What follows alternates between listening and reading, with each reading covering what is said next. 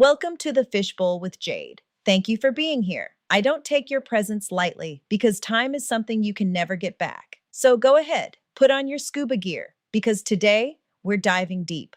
Let me ask you something. When did marriage stop being the goal? And I'm not talking about the wedding, not the pictures, not the ring for social media. I'm talking about the commitment, the union, the decision to build something with someone and stay, even when it gets uncomfortable. Because today we're seeing a shift and not a quiet one. This episode is inspired by my book, The Serial Groomsman, Never the Groom. And if you've read it, then you already know. Some people show up for everybody else's big day. They wear the suit, they give the speech, they stand beside love over and over again. But when it's time for their own, they're nowhere to be found. So the question becomes, why? Is it fear? Is it trauma? Is it choice? Or is it that marriage just doesn't hold the same value it used to? Because let's be honest, for some people, marriage is no longer the finish line. It's optional, it's delayed, or it's avoided altogether. And part of that is the illusion of options. We are living in a time where there is always another profile, another conversation, another what if. Dating apps didn't just expand access, they expanded hesitation because when you feel like there is always someone else out there, commitment starts to feel like you might be settling instead of choosing. So people keep scrolling, keep sampling, keep entertaining, and before they realize it, they've mastered connection but avoided commitment. Always present but never choosing. Always the groomsman, never the groom. And then there's timing. People are getting married later, some not at all. Not always because they don't believe in marriage, but because life itself has shifted. Financial stability takes longer. Emotional maturity takes longer. Healing takes longer. And by the time some people feel ready, they've grown comfortable being alone. Independence becomes a lifestyle, not a phase.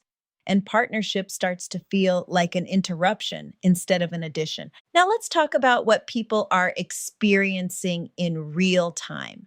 Because it's not just childhood anymore, it's modern dating. Situationships, inconsistency, ghosting, half commitments, people showing up just enough to keep you, but not enough to build with you. And those experiences don't leave people untouched. They create doubt, they create guarded hearts, they create people who say they want marriage, but no longer trust the process to get there.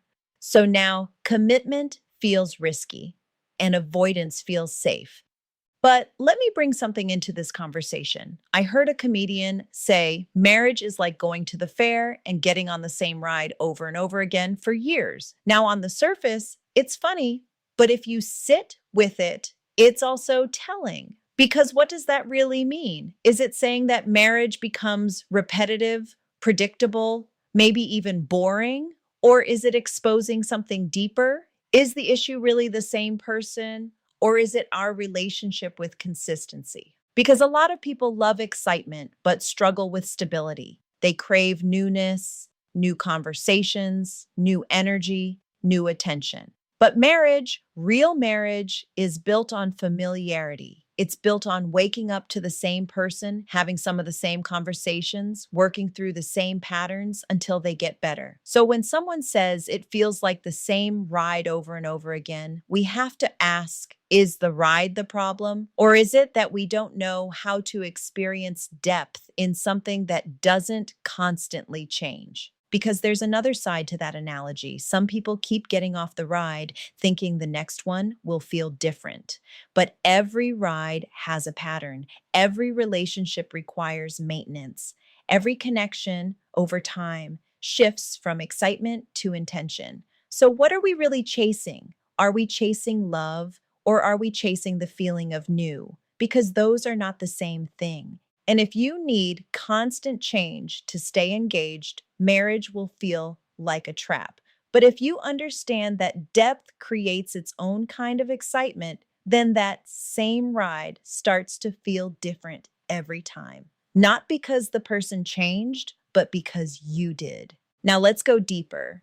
Some people were never shown what a healthy marriage looks like. No blueprint, no example of communication, conflict resolution, or partnership. And that matters because you can't naturally navigate something you've never witnessed.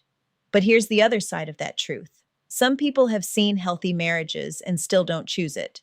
So at some point, it's no longer about what you didn't see, it's about what you're willing to apply.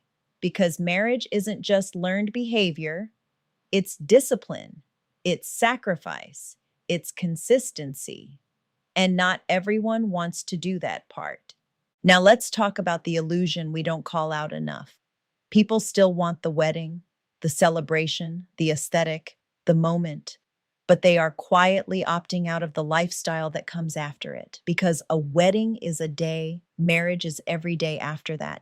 And those are two very different commitments. Now, let's balance this because men and women are both navigating new realities. There are men who hesitate to marry not because they don't believe in it, but because they don't trust what it has become. They've seen financial loss, emotional imbalance, situations where commitment felt one sided, and they're asking, what am I actually signing up for? And there are women who no longer view marriage as survival.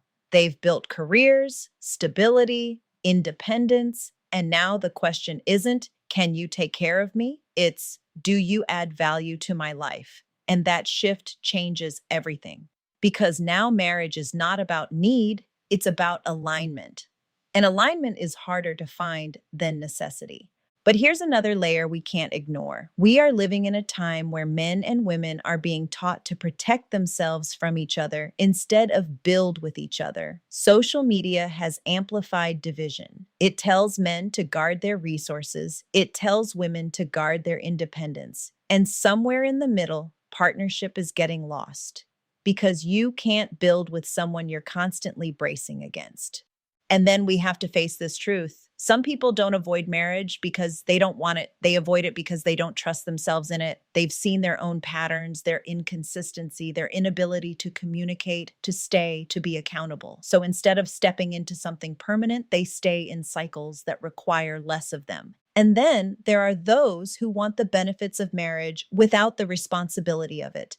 They want loyalty without accountability, partnership without sacrifice, stability without structure. And that's not marriage, that's convenience. So, what are we really seeing? Are people choosing differently or are they avoiding intentionally? Are standards higher or are expectations unrealistic? Are we evolving or are we disconnecting from what commitment actually requires? Because marriage isn't just a title, it's a practice. It's a decision you make over and over again, especially when it's not easy. And if no one taught you that, if no one showed you that, then yes, it will feel unfamiliar. But unfamiliar doesn't mean impossible. It just means intentional learning has to replace inherited understanding. So maybe the conversation isn't, do people value marriage anymore? Maybe the real question is, do people understand it? Because you can't value what you don't fully comprehend, and you can't sustain what you were never taught or never chose to build. So let me leave you with this. Are you waiting for marriage or are you avoiding becoming the person it requires? Thank you for sitting in the bowl with me. Now let's come back up to the surface. Stay classy, stay curious, stay ever evolving. The Fishbowl with Hattie can be found on Spotify, Amazon Music, and Apple Podcast. The Serial Groomsman can be found on Amazon Kindle search Jade Mills.